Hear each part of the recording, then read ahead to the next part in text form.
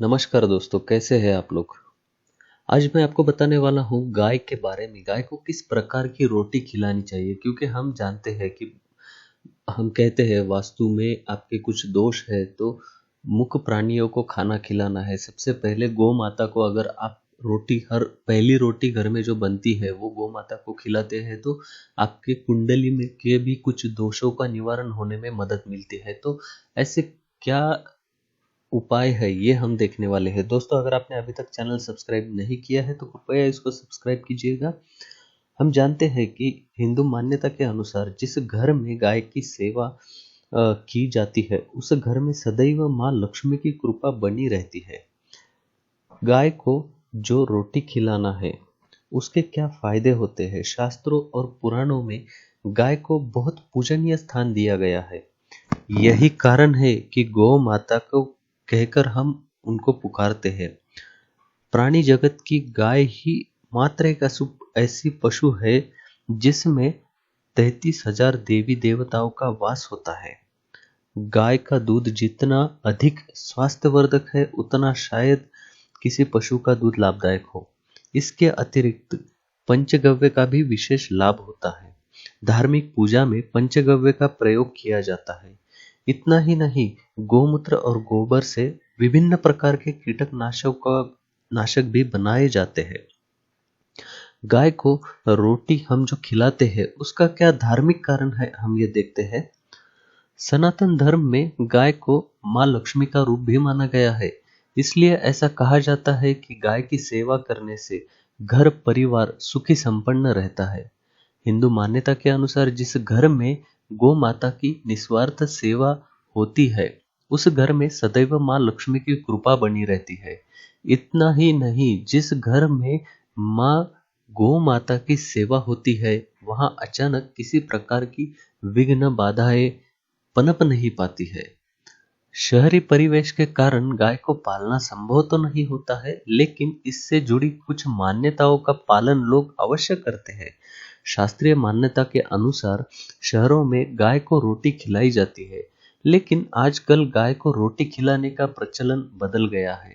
बदलते प्रचलन में कई बार बड़ी भूल हो जाती है, जो कि बेहद अशुभ है।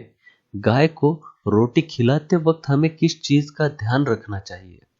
नित्य गाय को रोटी खिलाना हर एक दृष्टिकोण से शुभ माना जाता है, लेकिन आजकल इसका तरीका बदल गया है, जो बेहद अशुभ माना जाता है। शास्त्रों के अनुसार गाय को रोटी खिलाने में कुछ बातों का आपको ध्यान रखना है। जो लोग गाय गाय के लिए रोटी तो रखते हैं, लेकिन समय से इसे खिला नहीं पाते हैं। कई बार तो गाय के निमित्त रखी गई रोटी को 2 या 3 दिन बाद खिलाई जाती है।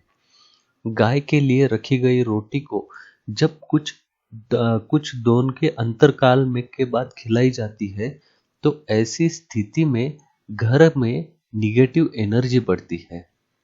दुख और विपत्ति का साया मंडारने लगता है। ऐसी स्थिति में यह सदैव ध्यान में रखना है कि गाय को खिलाने के लिए जो भी रोटी हो, वह बासी ना हो। ये आपको अवश्य ध्यान में रखना है। साथ में ये भी ध्यान में रखना है कि गाय को बासी रोटी खिलाना उनका अपमान करने जैसा है। गाय का अपमान करना परिवार में विपत्ति लाता है। इसलिए यदि आप ऐसा काम करते हैं, तो आज ही इस अपनी आदत को बदल दीजिए।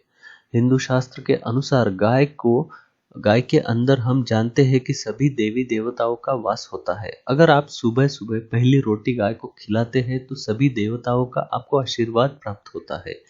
गाय को गुरु के साथ भी जोड़ा गया है, इसलिए मान्यता है कि गुरुवार के दिन गाय को हल्दी की रोटी खिलाने से धन संपत्ति और सुख में वृद्धि होती है, और जो कुंडली में दुष्ट ग्रह है वो भी शांत होते हैं।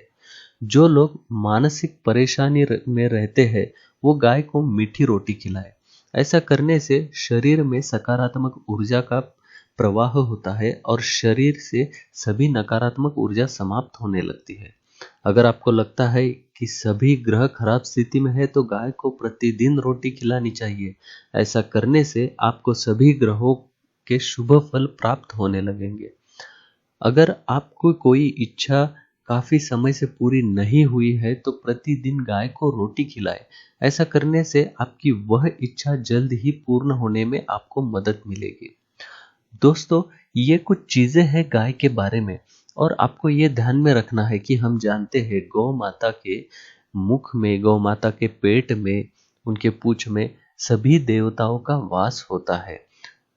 तो इस प्रकार से गौ माता का आपको दर्शन लेना है, गौ माता को इस प्रकार से रोटी आपको खिलाना है, उनको प्रसाद नैवेद्य देना है।